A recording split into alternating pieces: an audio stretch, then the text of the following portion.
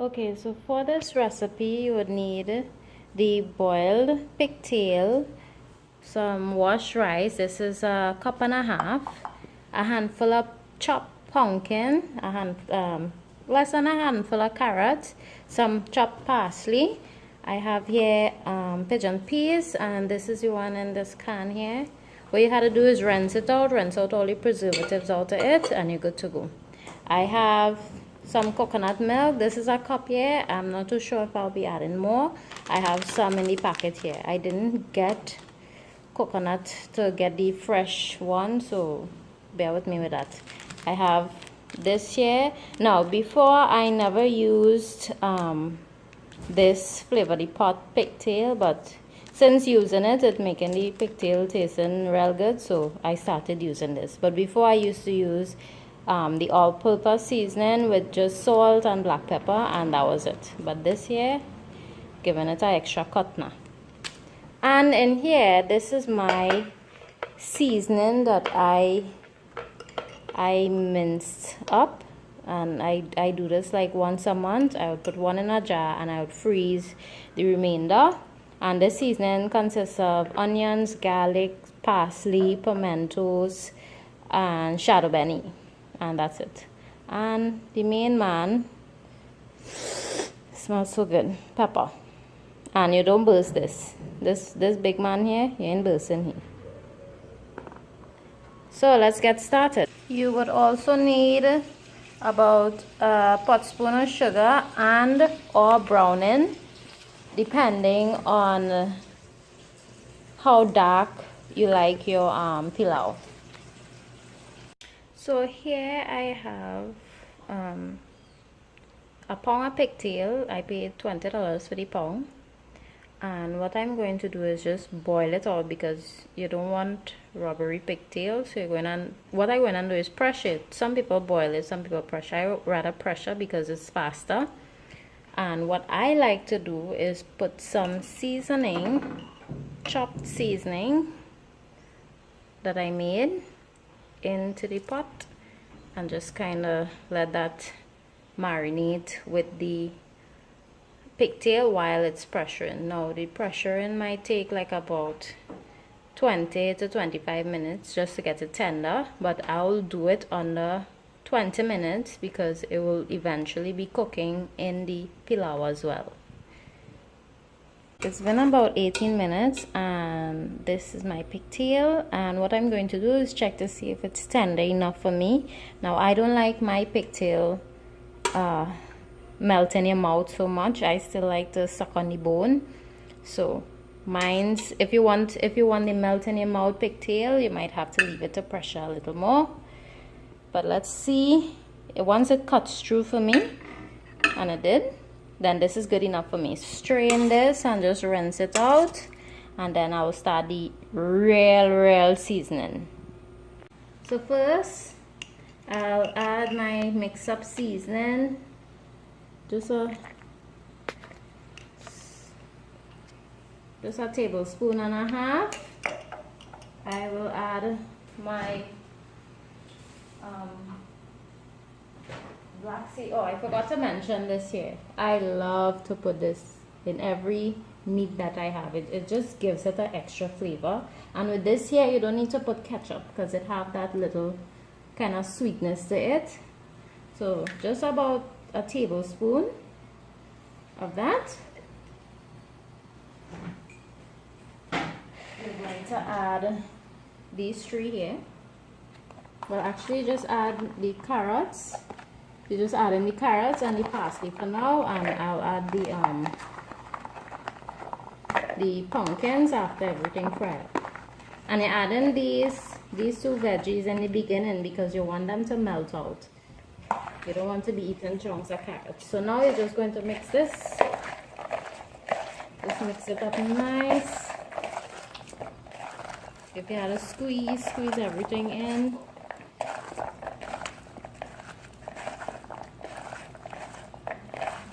And you don't need to add salt really because the pigtail has the salt in it. And that's it for the seasonings. Okay, so what we're doing here is we're going to stew the pigtail, and I've added like about a tablespoon of oil. Now the oil is not mandatory. The oil is not mandatory, but I like to use the oil because I prefer to have my pigtail fried. The oil kind of helps that and helps to get out some of the rink out of it. So I just add the oil because sugar, when it's melted, it gets a bit oily. So what you're going to do, this is my stew pot, so don't watch the color, is just continue mixing until all the sugar is melted out and you're looking for your desired color.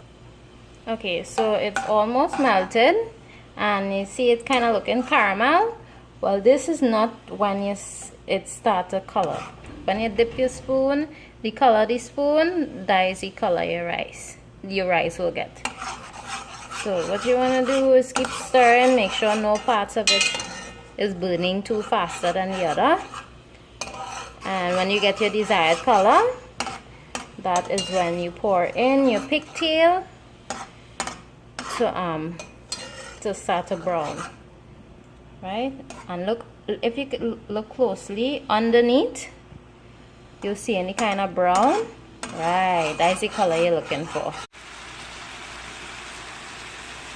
Right, so this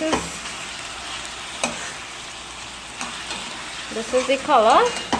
Let me see if I can give you guys.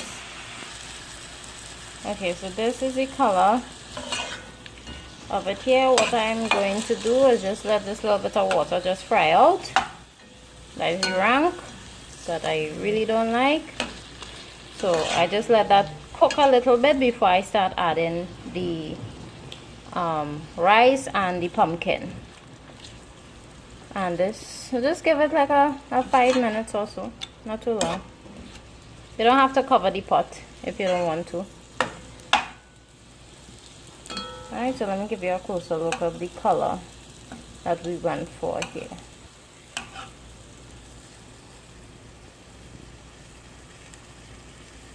Alright, that's the color that you're looking for. Because when you add the rice and all of that, the color will get a little lighter. So this is my pigtail. It's been frying for like about 5 minutes. So now I'm going to add my my rice and my pumpkin. I'm adding my washed rice. And people wash your rice now. It didn't take all that long to wash your rice. So wash your rice for me, please. Thank you. Right. Rice. And you want to add your pumpkin.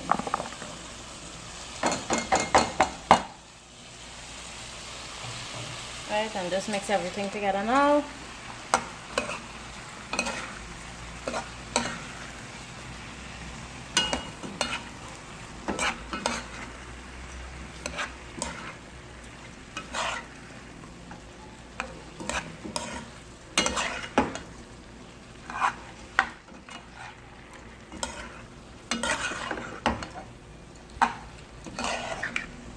Right. Your nicest looking of food. Now I'll tell all you the trick with getting the perfect pilau. When I say perfect, perfect for me, perfect for you, perfect for everybody, is the amount of coconut milk you put and the temperature of the temperature that you're cooking at. Alright, so once you done mix everything in, you go ahead and add your coconut milk. It's one of the most crucial parts of how your pilau will turn out, is the water and how much water you add. First of all, make sure that your coconut milk that you mix from the pack is not too thick. Sort of watery mixture you're looking for, right? And you add little by little until you get the texture of the rice that you want, because not every rice boils the same. Not every rice takes 20 minutes, 15 minutes. Some takes a longer time to boil, some boil really fast. So you have to know your rice first. So add your milk gradually until you get the results that you want, then just stop. Right? So yeah. Temperature now. If you like a dry pilau, you put it on medium to high. If you like a little wet, not so soppy pilau, you put it on medium to low.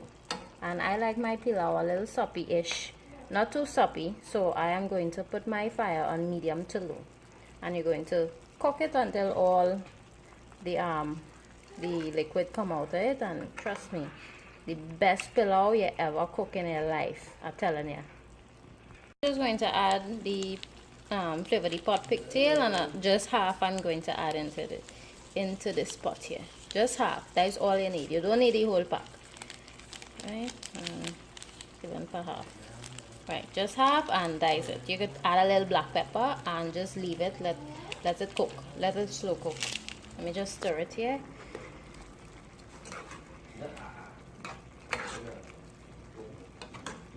And what you could do